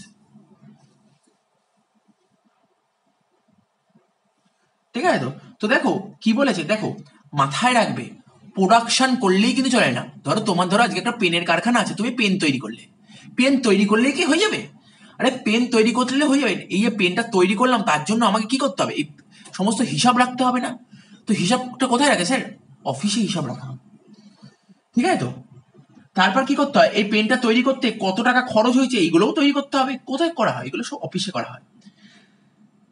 তারপর এই যে ফ্যাক্টরিটা যে ম্যানেজ করা হবে, কোথা থেকে, ফ্যাক্টরিটা যে সমস্ত দেখাশোনা করা হবে, ঠিক আছে, কোথা থেকে দেখাশোনা, স্যার অফিস থেকে। তো অফিসের তো বিভিন্ন খরচ করতে হয়, ঠিক আছে, আর এই খরচগুলোকেই বলে অফিসিয়াল খরচ। উদাহরণ তো এই মতো বললাম, তুমি এটা বলতে পারো স্যালারি অফ অ্যাকাউন্টেন্ট, এই উদাহরণটাও দিতে পারো, ঠিক আছে, আর তো বাকি উদাহরণ এখানে দেওয়াই আছে। স্যার প্রথমে ছিল প্রোডাকশন ফ্যাক্টরি কস্ট, এটা তো বললেন না, বলে দিচ্ছি শোনো। দেখো আমার ডাইরেক্ট ম্যাটেরিয়াল আর লেবার হলেই কিন্তু, মনে করো ম্যাটেরিয়াল আর লেবার হলেই কিন্তু তুমি কোনো পেন তৈরি করে ফেলতে পারবে না। পেন তৈরি করতে যে সমস্ত ম্যাটেরিয়াল লাগে আর যে পেন তৈরি করবে সে হলেই কিন্তু তুমি পেন তৈরি করতে পারবে না। আরে পেন তৈরি করতে তো নির্দিষ্ট একটা কারখানা লাগবে, তো ফ্যাক্টরি লাগবে, তো তাহলে ঠিক আছে, শুধু ফ্যাক্টরির মধ্যে কি হয়, তোমার লাইট, ফ্যান এইগুলো জ্বলবে, তারপর জলের ব্যবস্থা করতে হবে, এই সমস্ত জিনিসের জন্য খরচ হবে। তো ফ্যাক্টরির মধ্যে যে সমস্ত খরচ আমরা করি তাকেই তো বলে ফ্যাক্টরি কস্ট, এখানে তাই বলেছে, ঠিক আছে, তো স্যার উদাহরণ বলো, ফ্যাক্টরি রেন্ট, ঠিক আছে, তো তারপর আর কি বলতে পারো, স্যার ফ্যাক্টরি ইলেকট্রিক বিল, ফ্যাক্টরির মধ্যে ইলেকট্রিক বিল আছে সেটা বলতে পারো, ফ্যাক্টরি ইন্স্যুরেন্স বলতে পারো, ফ্যাক্টরির ফায়ার ইন্স্যুরেন্স বলতে পারো, ফ্যাক্টরি প্ল্যান্ট অ্যান্ড মেশিনারি, ফ্যাক্টরিতে যে প্ল্যান্ট ইউজ করা বা মেশিন ইউজ করা তার ডেপ্রিসিয়েশন, এসব বলতে পারো, যে উদাহরণগুলো একটু মনে রাখো। এবার হচ্ছে সেলিং অ্যান্ড ডিস্ট্রিবিউশন। দেখো তোমার পেন তৈরি হয়ে গেল, অফিসে হিসাবপত্র করা হলো, আরে পেনটা কি ফ্যাক্টরি থেকে বিক্রি হবে, না স্যার। অফিস থেকে বিক্রি হবে, না স্যার। কোথায় বিক্রি হবে, যেখানে বিক্রি হবে সেই সমস্ত, এই পেনগুলো যে মার্কেটে বিক্রি করবো তার জন্য বিভিন্ন খরচ করতে হয়, স্যার কি কি খরচ, অ্যাড দিতে হবে মার্কেটে, অ্যাডভার্টাইজমেন্ট দিতে হবে, বিজ্ঞাপন খরচ, রেন্ট অফ ওয়ার হাউস, পেনগুলো যে আমি বেচবো তার জন্য একটা ওয়ার হাউসে পেনগুলো স্টক করতে হবে, স্টোর করতে হবে, তার ভাড়া আছে, সেলসম্যান কমিশন, যার মাধ্যমে পেনগুলো বেচা হবে, ঠিক আছে, সে কমিশন পাবে, বিভিন্ন খরচ হয়। তো এটাও হয়ে গেল। এবার কি করব, এইটাই হচ্ছে মেন পয়েন্ট। দেখো এই পয়েন্টটা যাদের ইকোনমিক্স আছে তারা কিন্তু এই পয়েন্টটা পাবে, আলাদা করে পড়তে হবে তোমাদের। On the basis of behaviour, ঠিক আছে, বিহেভিয়ার দিক থেকে আমরা কস্টকে 3 ভাগে ভাগ করতে পারি। একটা হচ্ছে ফিক্সড কস্ট, একটা হচ্ছে ভেরিয়েবল কস্ট, আর একটা হচ্ছে তোমার সেমি ভেরিয়েবল কস্ট। কি বললাম স্যার? একটা হচ্ছে ফিক্সড কস্ট, একটা হচ্ছে তোমার ভেরিয়েবল কস্ট, আর একটা হচ্ছে তোমার semi variable cost. Sir fixed cost জিনিসটা কি? দেখো এখানে লেখা আছে, এখানে লেখাটা বলে দিই, তারপর আমি বলে দিচ্ছি কি ফিক্সড কস্ট জিনিসটা কি বোঝাতে চেয়েছে। এখানে বলছে fixed cost are those cost which do not vary in total amount with increase or decrease in production activity or volume of output for a given period of time. দেখো বলে দিচ্ছি, fixed cost বলতে সেই সমস্ত খরচকে বোঝায় যেটা কিনা প্রোডাকশনের উপর ডিপেন্ড করে না। ঠিক আছে, আজকে ধরো আমি একটা পেন তৈরি করার জন্য একটা কারো থেকে কারখানা ভাড়া নিলাম। আমি যদি পেন তৈরি করি, আমি 10,000টা পেন তৈরি করি বা 0টা পেন তৈরি করি, আমাকে কারখানার ভাড়া দিতেই হবে। অর্থাৎ আমি পেন তৈরি করি বা পেন তৈরি না করি, বা যা পেন তৈরি করার কথা তার চেয়েও বেশি পেন তৈরি করি, ওই বাড়ির মালিকের অর্থাৎ কারখানার মালিকের কিচ্ছু যায় আসে না, ও প্রতি মাস আসবে ভাড়া নেবে। ঠিক আছে, তার মানে কি বুঝতে পারলে? ফিক্সড কস্ট হচ্ছে এমন এক ধরনের খরচ যে কিনা প্রোডাকশনের ওপর ডিপেন্ড করে না, প্রোডাকশন বাড়ুক বা কমুক এর ওপর কোনো ডিপেন্ড করে না। অর্থাৎ ফিক্সড কস্ট এটাই হচ্ছে fixed cost. Fixed cost are those cost, fixed কস্টকে ফিক্সড কস্ট বলতে সেই কস্টকে বোঝায় হুইচ ডু নট ভেরি, ঠিক আছে, যেটা কোনো ভ্যারি করে না, টোটাল অ্যামাউন্টের সঙ্গে কোনো ভ্যারি করে না, টোটাল অ্যামাউন্ট ফিক্স থাকবে। ধরো বলা হচ্ছে ফ্যাক্টরি রেন্ট, ফ্যাক্টরি ভাড়া প্রতি মাসে 10,000 টাকা দিতে হবে, তুমি প্রোডাকশন করো বা না করো 10,000 টাকা তোমাকে দিতেই হবে। এটাই হচ্ছে তোমাদের ফিক্সড কস্ট। স্যার উদাহরণ ফ্যাক্টরি রেন্ট এতক্ষণ বললাম। স্যালারি অফ স্টাফ, আরে কোম্পানিতে প্রোডাকশন হোক বা না হোক স্টাফদের স্যালারি দিতেই হবে, এটা fixed cost. Depreciation plant and machinery, ফ্যাক্টরির মধ্যে প্ল্যান্ট থাকলে ঠিক আছে ডেপ্রিসিয়েশন হবেই। ডিরেক্টর ফিজ, কোম্পানির ডিরেক্টরকে অবশ্যই ফি দিতে হবে তোমার প্রোডাকশন হোক বা না হোক। তাহলে বুঝতে পারলে ফিক্সড কস্ট জিনিসটা কি। এবার কি বলো ভেরিয়েবল কস্ট। তাহলে ভেরিয়েবল কস্ট কি? দেখো ভেরিয়েবল কস্ট কিন্তু প্রোডাকশনের উপর ডিপেন্ড করে। যদি প্রোডাকশন হয় তখনই ভেরিয়েবল খরচ হয়, আর যদি প্রোডাকশন না হয় তাহলে কিন্তু ভেরিয়েবল খরচ হবে না। ঠিক আছে, তো দেখো কি বলেছে, those cost which change in total in direct proportion two change in volume or activity R known as variable cost. ভালো কথা বলেছে, খুব ভালো কথা বলেছে, ডাইরেক্ট প্রপোর্শন, ঠিক আছে, অর্থাৎ সমানুপাতিক। ভেরিয়েবল কস্ট বলে সেই সমস্ত কস্টকে বোঝায়, ঠিক আছে, যেটা কিনা টোটালে চেঞ্জ হয়, টোটাল অ্যামাউন্টে। যেমন ফিক্সড কস্ট কি বললাম, টোটাল অ্যামাউন্ট কিন্তু সেমই থাকে, কোনোদিন চেঞ্জ হয় না। যেমন আমি প্রোডাকশন করি আর না করি, ফ্যাক্টরির ভাড়া 10,000 টাকা দিতে হবে, ঠিক আছে, কিন্তু তুমি যদি প্রোডাকশন করো তাহলে কিন্তু তোমার টোটাল অ্যামাউন্টটা চেঞ্জ হবে। তুমি ধরো প্রথমে 10টা প্রোডাকশন করতে 10 ইউনিট পেন, 10টা পেন তৈরি করতে তোমার যা খরচ হবে, 20টা পেন তৈরি করতে তার চেয়ে বেশি খরচ হবে। ঠিক আছে, তো জিনিসটা বুঝতে পারবে। এটা যেমন উদাহরণ, ভেরিয়েবল কস্টের উদাহরণ হচ্ছে ডাইরেক্ট ম্যাটেরিয়াল, ডাইরেক্ট লেবার। আচ্ছা, সেমি ভেরিয়েবল কস্ট বলতে সেই কস্টকে বোঝায় যার মধ্যে তোমার কিছু ফিক্সড থাকবে, কিছু ভেরিয়েবলও থাকবে, তাকেই বলে সেমি ভেরিয়েবল কস্ট। আচ্ছা ভেরিয়েবল কস্ট কি বললাম, ধরো প্রোডাকশন যতটা চেঞ্জ হবে, ঠিক আছে, তো এখানে বলেছে change in total in direct proportion, মানে ভলিউম যতটা চেঞ্জ হবে, মানে কোয়ান্টিটি যতটা চেঞ্জ হবে, টোটাল অ্যামাউন্টও সেম প্রপোর্শনে চেঞ্জ হবে। আর সেমি ভেরিয়েবল কস্ট কোনটা? প্রোডাকশন যতটা চেঞ্জ হবে ওর যে টোটাল অ্যামাউন্টটা কেমন চেঞ্জ হবে জানো তো? কেমন চেঞ্জ হবে? ডাইরেক্টলি চেঞ্জ হবে না। আগেরটা যেমন কি, ধরো প্রোডাকশন যতটা চেঞ্জ হয়েছিল তোমার টোটাল অ্যামাউন্ট ঠিক ততটাই চেঞ্জ হয়েছিল, এখানে কিন্তু ততটা চেঞ্জ হবে না। এটাই সেমি ভেরিয়েবল। তখন লেখা আছে those cost which are partly fixed and partly variable are known as semi variable cost. Those cost do change with change in volume, ঠিক আছে, ভলিউম চেঞ্জ হবে, মানে প্রোডাকশন যদি তুমি চেঞ্জ হয়ে যায়, আউটপুট যদি চেঞ্জ হয়ে যায় তাহলে খরচ চেঞ্জ হবে, বাট ডাইরেক্টলি চেঞ্জ হবে না। যেমন ভেরিয়েবল যেমন ডাইরেক্টলি চেঞ্জ হয়েছিল, এটা ডাইরেক্টলি চেঞ্জ হবে না। যেমন cost of supervision, maintenance of repairs of plant and machinery আর টেলিফোন এক্সপেন্সেস পাওয়ার, এইগুলো হচ্ছে সমস্ত সেমি ভেরিয়েবল কস্টের এক্সাম্পল। ঠিক আছে, এইবার বলি যে ফিক্সড কস্টের সঙ্গে ভেরিয়েবল কস্টের কিছু পার্থক্য। প্রথম পার্থক্য তোমরা দেবে ডেফিনেশন। বলো ডেফিনেশন কি বললাম? স্যার আপনি বললেন প্রোডাকশন, ঠিক আছে, মানে ফিক্সড কস্ট প্রোডাকশনের উপর ডিপেন্ড করে না। প্রোডাকশন বাড়ুক বা প্রোডাকশন কম, প্রোডাকশন উৎপাদন বৃদ্ধি পাক বা উৎপাদন হ্রাস পাক, মানে উৎপাদন বেড়ে যাক বা উৎপাদন কমে যাক, ফিক্সড কস্ট তোমার সেমই থাকবে। ঠিক আছে, ভেরিয়েবল কস্ট, ঠিক আছে, ভেরিয়েবল কস্ট কিন্তু তোমার প্রোডাকশন বা উৎপাদনের উপর ডিপেন্ড করে। ঠিক আছে, উৎপাদন ইনক্রিজ বা ডিক্রিজ, মানে উৎপাদন যদি বেড়ে যায় বা কমে যায় তাহলে কিন্তু তোমার ভেরিয়েবল কস্টটা তোমার চেঞ্জ হয়। এটা আমরা পড়েছি, ডেফিনেশনটা আমরা পড়েছি। আচ্ছা, আর কি বলেছে দেখো, এইটা জিনিসটা জানতে হবে, fix cost per unit change. Fix কস্টের পার ইউনিট চেঞ্জ হয়। ফিক্স কস্টের ক্ষেত্রে কি হয়, পার ইউনিট চেঞ্জ হয়। আর ভেরিয়েবল কস্টের ক্ষেত্রে কি হয়, পার ইউনিট ফিক্স থাকে, চেঞ্জ হয় না। মানে মোট কথা ফিক্স কস্টের ক্ষেত্রে পার ইউনিট চেঞ্জ হয়, ভেরিয়েবল কস্টের ক্ষেত্রে পার ইউনিট চেঞ্জ হয় না। বোঝাচ্ছি স্যার, আপনি একটা উদাহরণ দিলে খুব ভালো হয়। অবশ্যই বোঝাবো, এটা বোঝাচ্ছি। আচ্ছা, কি লিখেছে, ফিক্স কস্ট, ফিক্স কস্টের ক্ষেত্রে পার ইউনিট চেঞ্জ হবে due to change in output. Output মানে প্রোডাকশন যদি তোমার চেঞ্জ হয়, প্রোডাকশন যদি তোমার চেঞ্জ হয় তাহলে ফিক্স কস্টে তোমার পার ইউনিট চেঞ্জ হবে। কিন্তু প্রোডাকশন যদি চেঞ্জ হয় তাহলে ভেরিয়েবল কস্টের পার ইউনিট চেঞ্জ হবে না। আর একটা জিনিস বলতে পারি কি, এইটা মাথায় রাখবে, ফিক্স কস্টের ক্ষেত্রে টোটাল অ্যামাউন্টটা সেম হয়, কিন্তু ভেরিয়েবল কস্টের ক্ষেত্রে টোটাল অ্যামাউন্ট সেম হয় না।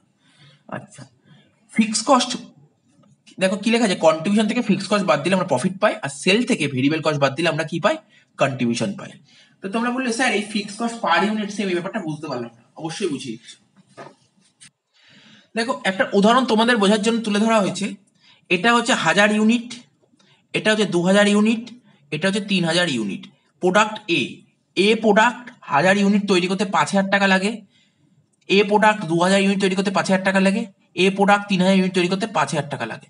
তার মানে কি স্যার, আপনি কিছুক্ষণ আগে এতক্ষণ ধরে বোঝালেন, আপনি এটাই বললেন যে প্রোডাকশন যাই হোক না কেন, প্রোডাকশন বাড়ুক বা কমুক, ঠিক আছে, এখানে প্রোডাকশন বেড়েছে, প্রোডাকশন বাড়ুক বা কমুক, টোটাল অ্যামাউন্ট ফিক্সডই থাকবে, অর্থাৎ ফিক্স কস্টের কোনো চেঞ্জ হয় না। আপনি এইমাত্র বললেন প্রোডাকশন ইনক্রিজ করুক বা ডিক্রিজ করুক, টোটালের কোনো চেঞ্জ হবে না, এটাই হচ্ছে ফিক্স কস্ট। দেখো এখানে টোটালের কোনো চেঞ্জ হয় না, তাহলে এটা ফিক্স কস্ট।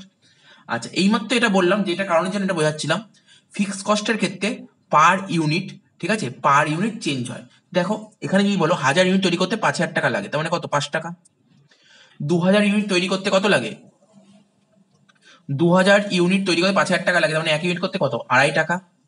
3000 ইউনিট তৈরি করতে লাগে 5000 টাকা, তাহলে 1 ইউনিট করতে কত লাগে স্যার, 1.66 হচ্ছে, ঠিক আছে। তো তার মানে কি হচ্ছে, পার ইউনিট চেঞ্জ হচ্ছে, 5 ছিল 2.5 হয়েছে, এখানে 1.66 হয়েছে। তার মানে বুঝতে পারলে ফিক্স কস্টের ক্ষেত্রে পার ইউনিট চেঞ্জ হয়। শুধু চেঞ্জ হয় না, তোমরা এটাও বলতে পারো ফিক্স কস্টের ক্ষেত্রে পার ইউনিট কমতে থাকে। আচ্ছা, এবার ধরো যারা ইকোনমিক্স পড়ে তাদের জন্য কিন্তু এটা খুব ইম্পর্টেন্ট, ঠিক আছে, ইকোনমিক্সে কিন্তু এই টপিকটা আছে, সে ক্লাস 11 না ক্লাস 12 আছে, এটা মাথায় রাখবে। বি, 1000 ইউনিট তৈরি করতে 3000 টাকা লাগে, মানে কত হচ্ছে, 3 টাকা। 2000 ইউনিট তৈরি করতে কত লাগে, 6000 টাকা, তাহলে কত টাকা, 3 টাকা। 3000 ইউনিট তৈরি করতে 9000 টাকা, তাহলে কত লাগে, 3 টাকা। Per unit same, per unit যদি সেম হয় তাকে বলে ভেরিয়েবল কস্ট, ঠিক আছে। আর ভেরিয়েবল কস্টের ক্ষেত্রে কি হয়, টোটাল অ্যামাউন্ট কি হয়, যত প্রোডাকশন বাড়বে টোটাল অ্যামাউন্ট তত বাড়তে পারবে, ঠিক আছে। তো বুঝতে পারলে, দেখো এটা বুঝিয়ে দিলাম। তাহলে এইবার কি পড়বো, এবার আমরা পড়বো on the basis of time. টাইমের দিক থেকে, টাইমের দিক থেকে যদি বলা হয় তাহলে কস্টকে আমরা দুভাবে ভাগ করতে পারি, একটা হিস্টোরিক্যাল কস্ট আর একটা হচ্ছে তোমার প্রি ডিটারমাইন্ড কস্ট। কি বললাম, একটা হচ্ছে হিস্টোরিক্যাল কস্ট আর একটা হচ্ছে তোমার pre determined cost. Historical cost জিনিসটা কি জানো, তোমরা এটা বইতে দেখে নিও, তো বলে দিচ্ছি। হিস্টোরিক্যাল কস্ট বেসিক্যালি অ্যাকাউন্টসই মেনটেন করে, হিস্টোরিক্যাল কস্ট মেনলি অ্যাকাউন্টসেই হয়। বলছে কি, খরচ তোমার করা হয়ে গেছে, খরচ মানে কি, এক্সপেন্সেস, এক্সপেন্সেস হয়ে গেছে, তারপর যদি মোট ব্যয় মানে ডিটারমাইন করা হয়। ধরো একটা পেন তৈরি করব, পেনের জন্য আমার যা যা খরচ করার কথা সব খরচ করা হয়ে গেছে, তারপর যদি তুমি হিসাবপত্র করো সেটাই হচ্ছে হিস্টোরিক্যাল কস্ট, ঠিক আছে। তো এখানে বলেছে, তোমাদের বইতে বলছে কি, ব্যয় করা হয়ে গেলে তারপরে মোট ব্যয় নির্ধারণ করার জন্য যেই ব্যয়কে বিবেচনা করা হয়, অর্থাৎ ব্যয় না হওয়া পর্যন্ত বোঝা সম্ভব নয়, অর্থাৎ খরচটা না হওয়া পর্যন্ত বোঝা সম্ভব নয়, এটাই হচ্ছে হিস্টোরিক্যাল কস্ট, যে উৎপাদন বাবদ কত টাকা ব্যয় হয়েছে। তো হিস্টোরিক্যাল কস্ট কি, কোনো একটা পেন তৈরি করবে, পেন তৈরি করতে তুমি যা যা খরচ হয়ে গেছে তারপরে তুমি ওর হিসাবপত্র করতে পারবে, ঠিক আছে। অর্থাৎ পেনটা তৈরি না হওয়া পর্যন্ত তুমি কিন্তু হিসাব করতে পারবে, এটাই হচ্ছে হিস্টোরিক্যাল কস্ট। এরপর আরেকটা হচ্ছে কি, pre determined cost. Pre determined cost খুব সুন্দর। ধরো একটা পেন তৈরি করব, পেন তৈরি করতে কত টাকা খরচ হবে আমি আগে থেকে চিন্তা ভাবনা করব, তারপর পেন তৈরি করতে নামবো মার্কেটে, ঠিক আছে। এটাকেই বলা হয় প্রি ডিটারমাইন্ড কস্ট। বলছে ভবিষ্যতে কি পরিমাণ ব্যয় হতে পারে তা আগে থেকেই তুমি নির্ধারণ করার চেষ্টা করবে, এটাই হচ্ছে তোমার প্রি ডিটারমাইন্ড কস্ট। এক্ষেত্রে কিন্তু অনেক ভুল হওয়ার সম্ভাবনা থাকে। যাই হোক, এবার বলছে on the base of control. কন্ট্রোলের দিক থেকে আমরা কস্টকে দুভাবে ভাগ করতে পারি, একটা কন্ট্রোলেবল কস্ট, একটা আনকন্ট্রোলেবল কস্ট। কন্ট্রোলেবল মানে নিয়ন্ত্রণ করা যায়, আর একটা আনকন্ট্রোলেবল যেগুলো নিয়ন্ত্রণ করা যায় না। এবং কোনগুলোকে কন্ট্রোল করা যায়, যেমন ধরো কিছু কীটনাশক মেডিসিন আছে, সেই মেডিসিনগুলো যদি ব্যবহার করি তাহলে যে সমস্ত স্টক মজুদ থাকে সেইগুলোকে আমরা কীটপতঙ্গের হাত থেকে বাঁচাতে পারি, ঠিক আছে, এটাকে আমরা কন্ট্রোল করবো। আর আনকন্ট্রোলেবল কোনটা? দেখো বাজারে যুদ্ধের কারণে, ধরো যুদ্ধ লেগেছে, ওয়ার, তো হচ্ছে কখনো বন্যা হয়েছে, ঠিক আছে, এই সমস্ত মানে অস্বাভাবিক কারণ, মানে মানে অস্বাভাবিক সিচুয়েশনে যদি ম্যাটেরিয়ালের দাম যদি বেড়ে যায়, হুট করে দেখা গেল ম্যাটেরিয়াল দাম বেড়ে গেছে, এটা কি কন্ট্রোল করতে পারবো না স্যার? এটা কন্ট্রোল করা যায় না, এটা আনকন্ট্রোলেবল। দেখো যুদ্ধ বাদলে সমস্ত জিনিসের দাম বেড়ে যেতে পারে, ঠিক আছে, এটা তো আমার হাতে নেই, তখন তো আমার বেশি দামে দিয়ে ম্যাটেরিয়াল কিনতে হবে, এই জন্য বলছে এটা আনকন্ট্রোলেবল। বলছে on the base of nature, একটা কি ক্যাপিটাল কস্ট, একটা রেভিনিউ কস্ট। বলো না তোমরা যারা আমার অ্যাকাউন্টেন্সে বেসিক অ্যাকাউন্টিং টার্ম শিখেছো, আশা করি বোঝাতে হবে। এক্সপেন্ডিচার বলেছিলাম না, বলেছিলাম বিজনেস আর ক্যাশ বক্স থেকে টাকা বেরিয়ে গেলে তাকে এক্সপেন্ডিচার বলে। এক্সপেন্ডিচারকে আমরা দুভাবে ভাগ করতে পারি, একটা রেভিনিউ, একটা ক্যাপিটাল। যার বেনিফিট আমরা নিয়ে নিয়েছি তাকে বলে রেভিনিউ, আর যার বেনিফিট আমরা ফিউচারে নেবো তাকে বলে ক্যাপিটাল। বলেছিলাম তো, আরে নতুন কি, আরে সেটাই তো বলেছে।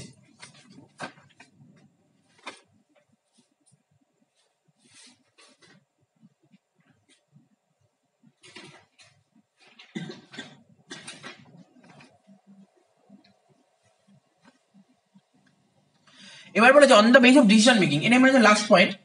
ডিসিশন মেকিং এর দিক থেকে, সিদ্ধান্ত গ্রহণের দিক থেকে আমরা কস্টকে চার ভাগে ভাগ করতে পারি। একটা হচ্ছে মার্জিনাল কস্ট, একটা হচ্ছে ক্যাশ কস্ট, একটা হচ্ছে ডিফারেন্সিয়াল কস্ট, আর একটা হচ্ছে সাঙ্ক কস্ট। দেখো মার্জিনাল কস্ট কি, এটাও তোমরা ইকোনমিক্সে পাবে। মার্জিনাল কস্ট উদাহরণ দেখো, কাকে বলে দেখতে হবে না, কি লেখা আছে। ধরো আমি 25টা পেন তৈরি করতে আমার 175 টাকা খরচ হয়, 26টা পেন তৈরি করতে কত খরচ হয়? 178 টাকা। 25টা পেন তৈরি করতে আমার 172 টাকা খরচ হয়, আর 26টা পেন তৈরি করতে 178 টাকা খরচ হয়। তার মানে 25টা পেনে যদি 172 টাকা লাগে, 26টা পেনে 178 টাকা লেগেছে, তাই কত টাকা বেশি লেগেছে? স্যার একটা পেন যখন আপনি এক্সট্রা তৈরি করছেন, একটা পেন যখন আপনি এক্সট্রা তৈরি করছেন, এখানে দেখিয়ে দিচ্ছি, এই একটা পেন এক্সট্রা তৈরি করতে আপনার এক্সট্রা 3 টাকা লেগেছে, এটাকেই বলে মার্জিনাল কস্ট। মার্জিনাল কস্ট কাকে বলে? অতিরিক্ত এক ইউনিট, ঠিক আছে, অতিরিক্ত একটা ইউনিট তৈরি করতে যে অতিরিক্ত এক্সপেন্সেস করা হয় তাকেই বলে মার্জিনাল কস্ট। দেখো লেখা আছে it refers to an additional cost, extra খরচ করা হবে, which can be derived by producing one more unit, একটা ইউনিট বেশি প্রোডাকশন করতে যে এক্সট্রা খরচ করা হয় তাকে বলে মার্জিনাল কস্ট। এটাকে প্রান্তিক ব্যয় বলে। কি করে বের করতে হয়? Delta TC by delta Q. দেখো ডেল্টা টিসি 172 ছিল 178, কত টিসি মানে ডেল্টা মানে চেঞ্জ, টিসি কত চেঞ্জ হয়েছে? স্যার 3 টাকা। আর কোয়ান্টিটি কত চেঞ্জ হয়েছে? স্যার 1, 3/1 মানে 3। ক্যাশ কস্ট, দেখো আমরা যখন বিজনেস করি না, মাথায় রাখবে ক্যাশ কস্ট মানে কি, আমরা যখন বিজনেস করি তো আমাদের তো মানে ম্যাটেরিয়াল কিনতে হয়, তো কোনো প্রোডাক্ট তৈরি করতে গেলে কাঁচামাল কিনতে হবে, তো যে আমাদের কাঁচামাল সাপ্লাই করে তাকে কি বলে? সাপ্লায়ার। সাপ্লায়ার কাছ থেকে যদি আমরা কাঁচামাল কিনি, যদি ক্যাশে কিনি তাকে বলে ক্যাশ কস্ট। বুঝা গেল? ক্যাশে কিনলে অর্থাৎ সমস্ত ট্রানজাকশন যদি ক্যাশে হয় তখন তাকে বলে ক্যাশ কস্ট। এখানে এটাই বলেছে।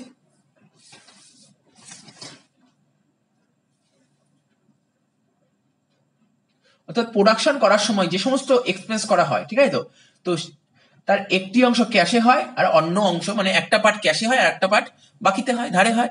ক্যাশে যেই পার্টটা হয় তাকেই বলে ক্যাশ কস্ট। ডিফারেন্সিয়াল কস্ট, দেখো ডিফারেন্সিয়াল কস্টের এক্সাম্পল দেখে নাও। আগে এক্সাম্পল পুরো ক্লিয়ার হয়ে যাবে। Present cost is rupees 2,50,000 when it work is done by labor, মানে ওয়ার্কারকে দিয়ে যদি কোনো কাজ করা হয় সেখানে খরচ হচ্ছে তোমার 2.5 লাখ টাকা। ওয়ার্কারকে দিয়ে কোনো কাজ করা হলে সেখানে খরচ হচ্ছে 2.5 লাখ টাকা। কিন্তু কিন্তু যদি তুমি ওই কাজটা যদি মেশিনের মাধ্যমে করা হয় তাহলে খরচ হচ্ছে 2,25,000 টাকা। তার মানে কি বুঝতে পারলে?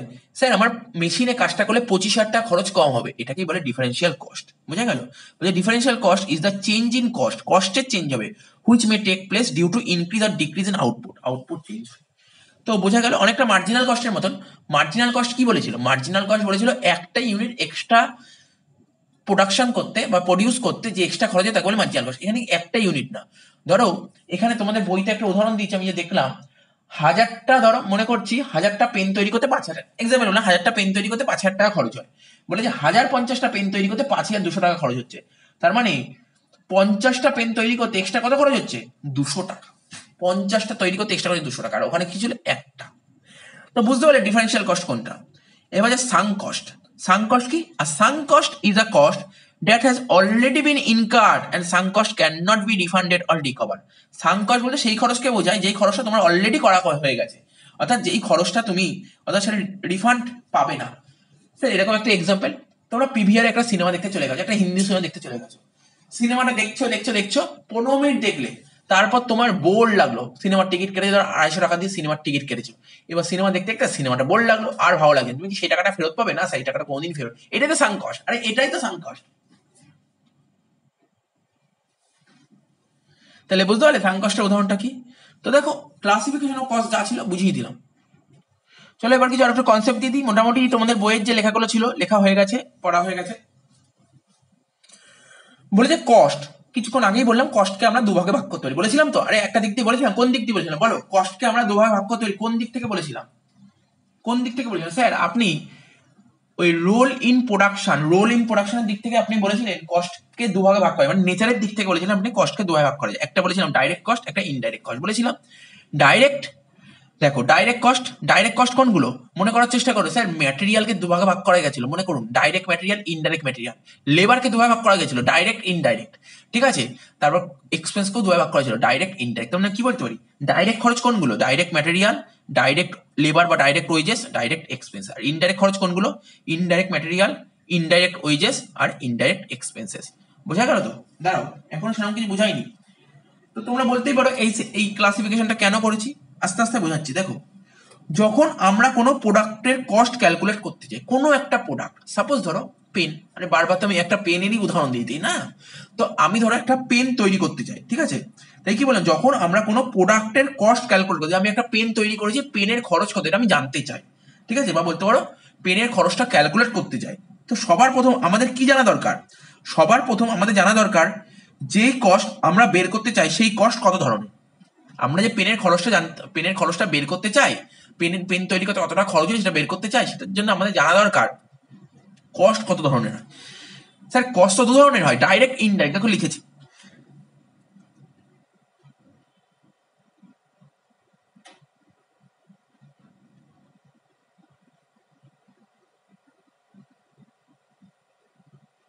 এবার ধরো ডাইরেক্ট কস্ট মানে বলতে, স্যার ডাইরেক্ট কস্ট জিনিসটা কি? আগেও বলেছি, নতুন করে বলার কিছু নেই। ডাইরেক্ট কস্ট হলো এমন এক ধরনের কস্ট, ঠিক আছে, যেটা ইনকাট করার পর সহজেই জানতে পারি যে এই প্রোডাক্টটা 1 ইউনিট বানাতে তোমার কত টাকা লেগেছে, ঠিক আছে, কত টাকা লেগেছে। তাহলে আমি আবার বলছি ডাইরেক্ট এক্সপেন্সেস বা বলছো ডাইরেক্ট কস্ট জিনিসটা কি? ডাইরেক্ট কস্ট হলো এমন এক ধরনের কস্ট, ঠিক আছে, যেটা ইনকাট করার পর, ঠিক আছে, যেটা ইনকাট করার পর সহজেই আমরা জানতে পারি যে এই প্রোডাক্টটা 1 ইউনিট তৈরি করতে আমার কত টাকা খরচ হয়েছে, ঠিক আছে, এটাই হচ্ছে তোমার ডাইরেক্ট কস্ট। একটা যদি উদাহরণ দিই, মনে করো একটা বই, এই ধরো দেখতে পাচ্ছ তোমাদের ক্লাস 11-এর, এটা যে কস্ট ট্যাক্সের বই, ঠিক আছে। তো এটা বইয়ের মধ্যে কি আছে ধরো, মনে করো না, আমি ধরো বই তৈরি করেছি মানে ধরো এটা মনে করো আমার কাছে যে সমস্ত স্টুডেন্ট পড়ে, ঠিক আছে, আমার নিজস্ব একটা স্টাডি ম্যাট আছে, ঠিক আছে, আমি সেই স্টাডি ম্যাট সবাইকে আমি প্রোভাইড করি, ঠিক আছে। প্রোভাইড করতে গেলে কি করতে হবে? আমাকে বইটা তৈরি করতে হবে। বই তৈরি করবো কি করে? তার মানে আমাকে কি অনেকগুলো পেজ কিনতে হবে। আরে পেজ লাগবে তো, বইয়ের ভিতরে কি থাকে? স্যার পেজ থাকে, ওই পেজগুলো দিয়েই তো একটা বুক তৈরি করবো। তার মানে ধরো বইয়ের মধ্যে যদি মনে করলাম আমার 100টা পেজ আছে, তাহলে মার্কেট থেকে আমাকে পেজ কিনতে হয়েছে। তাহলে 100টা পেজ যদি মনে করি আমি 40 পয়সা করে কিনি, তাহলে 100টা পেজ যদি আমি 40 পয়সা করে কিনি, তার মানে পেজের জন্য কত খরচ করতে হয়েছে? স্যার পেজের জন্য আপনাকে 40 টাকা খরচ করতে হয়, 40 টাকা খরচ করতে, মানে পেজের ভ্যালু 40 টাকা। তার মানে এই পেজের জন্য 40 টাকা খরচ করতে হয়েছে। এই যে 40 টাকা যে খরচ করলাম না, এটাই হচ্ছে আমাদের ডাইরেক্ট ম্যাটেরিয়াল। কি বললাম? এই যে 40 টাকা খরচ করলাম, এটাই হচ্ছে আমাদের ডাইরেক্ট ম্যাটেরিয়াল। বুঝতে পারলে ডাইরেক্ট ম্যাটেরিয়াল কোনটা? আরে পেজটা দেখে বুঝতে পারছি বইয়ের মধ্যে কি আছে, পেজ আছে, চিহ্নিত করতে পারছি, আইডেন্টিফাই করতে পারছি, এটাই তো ডাইরেক্ট ম্যাটেরিয়াল। আচ্ছা পেজ হলেই কি বইটা তৈরি হয়ে যাবে? না স্যার, বইটা যে বাঁধাবে, যাকে নিয়ে আসবো সে বইটা সেলাই করবে, তারপর আঠা দিয়ে বইটাকে ঠিকঠাক করে বাঁধাবে, তার জন্য তো যে নিয়ে আসবে তাকে বললাম ভাই বইটা তৈরি করতে কত নেবে? ও বললো 20 টাকা নেবো, ডাইরেক্ট বললো 20 টাকা নেবো। ঠিক আছে, তার মানে যে বইটা তৈরি মানে বাঁধিয়ে দেবে, ঠিক আছে, তাতে সে 20 টাকা নিল। তার মানে আমি পেজ কিনলাম 40 টাকা, ঠিক আছে, দেখো পেজ কিনলাম 40 টাকা, 20 টাকা বাঁধাতে লাগলো। এবার ধরো বইয়ের উপর ডিজাইন, দেখতে পাচ্ছ বইয়ের উপর কি সব সুন্দর সুন্দর ভাবে লেখা আছে, এই কথাগুলো ডিজাইন করলো, রবীন্দ্র লাইব্রেরির লোগো দেওয়া আছে, সমস্ত ডিজাইন। ধরো এরকম না থেকে ধরো আমি লিখে দিলাম, আমি যেমন বই করবো, ধরো আমার কোচিং সেন্টারের নাম দিয়ে দিলাম, আর বাকি সব যা লেখা আছে তাই লিখে দিলাম, আমার কোচিং সেন্টারের নাম দিয়ে দিলাম। এই নিয়ে যদি একটা বই হয়ে গেল, এই নিয়ে ধরো একটা বই তৈরি হয়ে গেল, উপরে ডিজাইন, এটাই হচ্ছে তোমার ডাইরেক্ট খরচ। তার মানে কি, এই বইটা তৈরি করতে তোমার কি কি খরচ হয়েছে, ঠিক আছে? তো এটা ধরো 10 টাকা লেগেছে, 40 টাকা, 20 টাকা, 10 টাকা, সাপোজ উদাহরণ দিচ্ছি, টাকার অ্যামাউন্টে যেও না, 40, 20, 60, 60 আর 10, 70 টাকা। তাহলে বুঝতে পারলে ডাইরেক্ট জিনিসটা কি। কিন্তু তোমাদের মনে করার চেষ্টা করো, কিন্তু বই তৈরি করতে কি শুধু এইগুলোই লাগে? না স্যার, বই তৈরি করতে আরো অনেক জিনিস লাগে। একটা আঠা লাগে, আপনি তো আঠার কথা বললেন না, আঠা লাগবে, ঠিক আছে? তো কিন্তু বইয়ের মধ্যে দিয়ে খুঁজে পাবো আঠা? আগে অনেকবার উদাহরণ দিলাম, নতুন করে বোঝানোর কিছু নেই, ঠিক আছে? দেখো কি লেখা, ডাইরেক্ট কস্ট ইনকাট ফর 1 ইউনিট। একটা ইউনিট তৈরি করতে, ধরো বলতে পারি একটা বই তৈরি করতে কি কি খরচ হয়, যেটা আমরা সরাসরি চিহ্নিত করতে পারি, ডাইরেক্টলি চিহ্নিত করতে পারি। কি স্যার, বইয়ের ভিতর কটা পেজ আছে, উপরের ডিজাইন আর বইটা যে তৈরি করে দিয়েছে, এটাই হচ্ছে আপনার ডাইরেক্ট কস্ট। আর ইনডাইরেক্ট কস্ট যেগুলো কিন্তু পার্টিকুলার একটা বইয়ের জন্য করা হয় না, অনেকগুলো বই, একটা ফ্যাক্টরি যতগুলো বই তৈরি করে তার জন্য খরচ করে, সেটা হচ্ছে ইনডাইরেক্ট কস্ট। তাই লেখা আছে ইনকাট ফর গ্রুপ অফ ইউনিটস।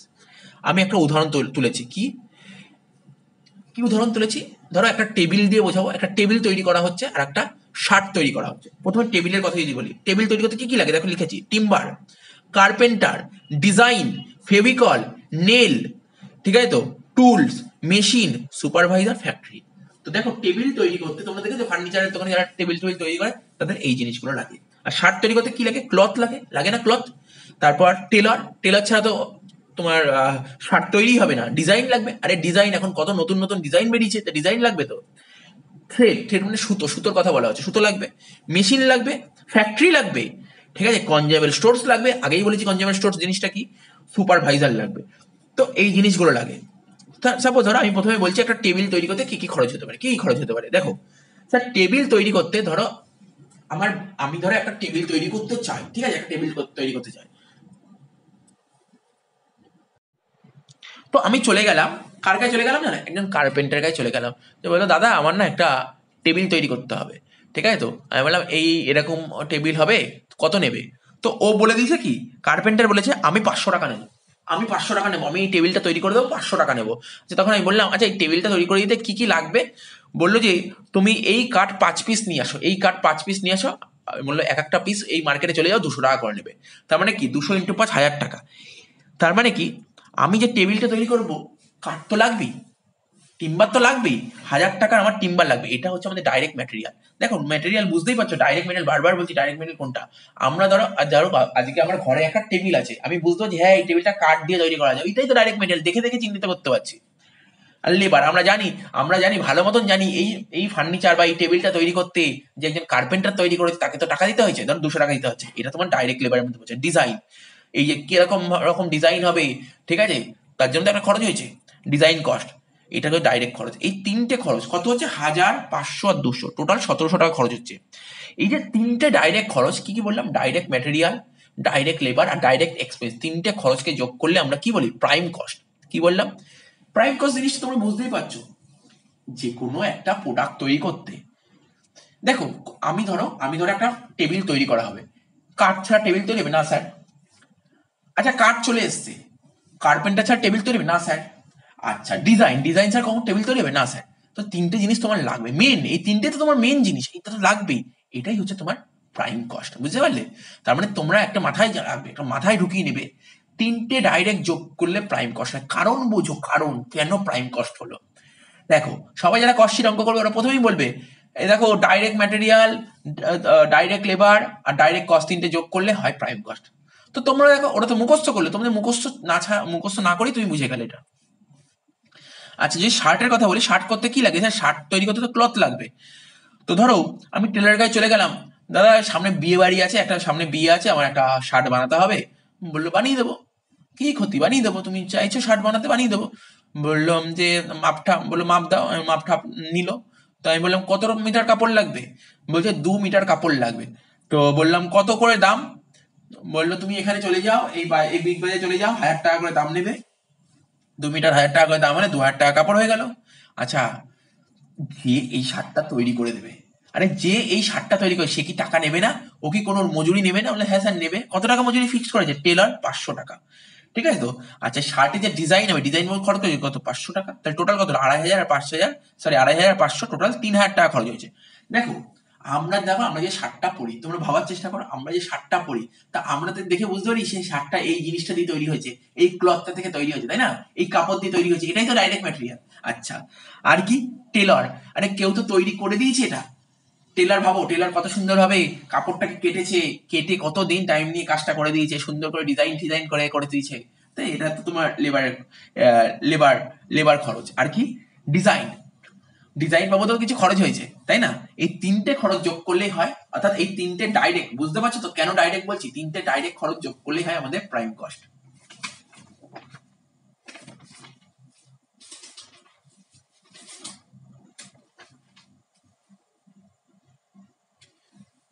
আবার উদাহরণে চলে আসি, ওই উদাহরণই চলছে। টেবিলে তো ডাইরেক্ট খরচগুলো বললাম। আচ্ছা, ওই খরচগুলো হলে কি টেবিল তৈরি হয়ে যাবে? মাথার মধ্যে নিয়ে আসে এই জিনিসগুলো, ভাবার চেষ্টা করো, ভাবার চেষ্টা করো।